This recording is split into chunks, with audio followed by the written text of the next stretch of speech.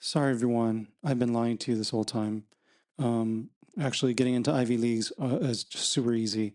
I have the secret formula, and it's not really a secret, and I've just been withholding it from you. But here we go. The 10 steps to getting into every competitive college.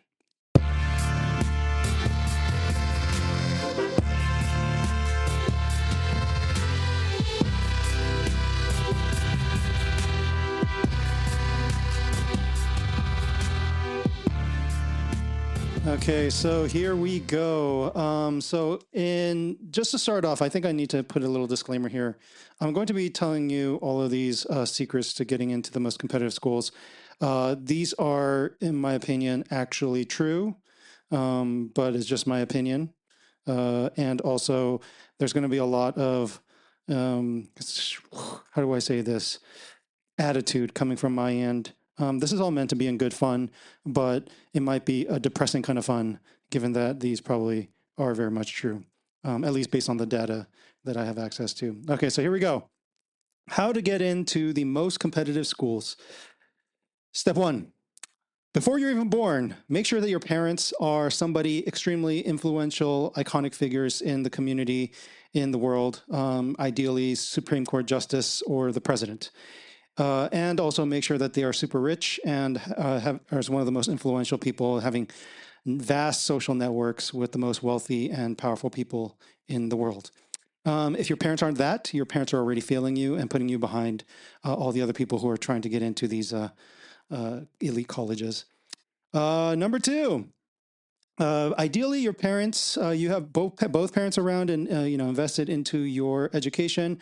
They're ideally in a healthy, emotionally healthy relationship with both themselves and with their partner, and they love you very, very much.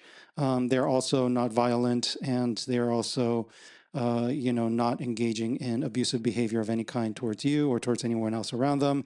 They just are straight up good people who have a great moral compass. Okay. Ideally, this will be to your benefit. Okay. Number three, let's see. Make sure that you don't have any major medical issues, at least, and not anything that'll hinder your learning or your ability to contribute to society. Ideally, you're not a premature baby, and you were born sometime between September 2nd to December 2nd, at least in California, because that way you'll be one of the oldest students in the class. That gives you a huge advantage from the very beginning. Most likely, you'll be further along in your development than the other kids.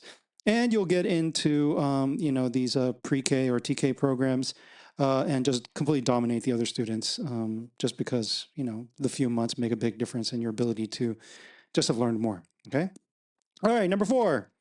Let's see. You got to experience the world, and starting from a very early age. Your parents exposed you to a whole lot of stuff. You took trips abroad, right? You got to experience Spain in the summer. You went to Aspen in the winter. You just got to experience a lot of different things. Maybe you went and did some internship with Gordon Ramsay. Your parents somehow were able to hook that up, and these are wonderful experiences, so that you could really discover yourself, learn about yourself. Okay.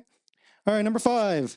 Attend a feeder school. Ideally, it'll be Phillips Andover, Harvard Westlake, one of these feeder schools to the Ivy Leagues. There might be a huge cost, but who cares? Because you already got the advantage that you needed. So your parents are rich and they have the money to afford the tuition.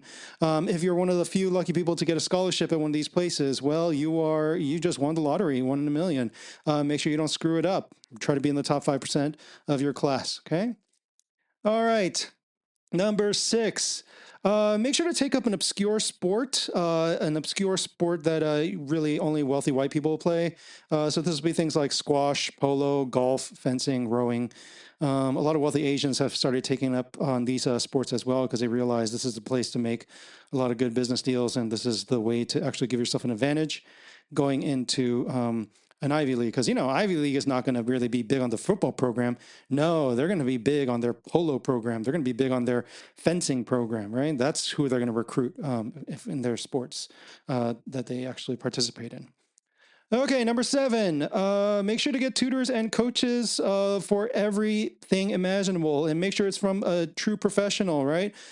So that means that you're getting actual PhDs, professors teaching and helping you with your math. overlaps a lot with going to a feeder school. Most likely at one of these feeder schools, you probably have PhDs teaching you already anyways. So, it's like you're getting a college education pretty early, which is really nice. Definitely prepares you for the college life, right? Okay, number 8. Ooh, yes, make sure you work hard, but make sure you work hard with the guidance of counselors, advisors, and administrators helping you every single step of the way, making sure you're doing the right thing in the right way to the right degree, and making sure that they're looking out for your future, right? So make sure you work hard, but do so with this guidance, right? Don't just try to do it on your own, right? Don't just try to figure it out on your own, okay? Number 9, make sure your parents donate millions of dollars to your dream school or schools if they have, ideally they have the wealth for it, right? So, make sure they donate millions of dollars. Like even if they say there's no donor preference, the name could go a long way. So make sure your parents do that. If they skip out on this, you could throw a tantrum and make sure that they understand the importance of the donation part here to help you get into one of these dream schools. Okay. And number 10, hire professionals to craft your college application and make sure you get the good ones, right? The ones that'll cost you upwards of, $10 to $20,000 for that assistance. In fact, ideally you would hire several of them, right? And you know that they're professionals because they were the ones selecting for the Ivy Leagues at some point. They were probably a dean at one of these schools at some point. And then, so that's part of the reason that they're probably so expensive. They only take on 10 to 20 students a year. Okay. So just make sure to do all of these things, not too difficult. I only give you a list of 10 things to do. Okay. Do those 10 things and that'll be a surefire way to make sure that you have the best possible chance of getting into the most elite of colleges. So good luck to you. Easy as pie, right?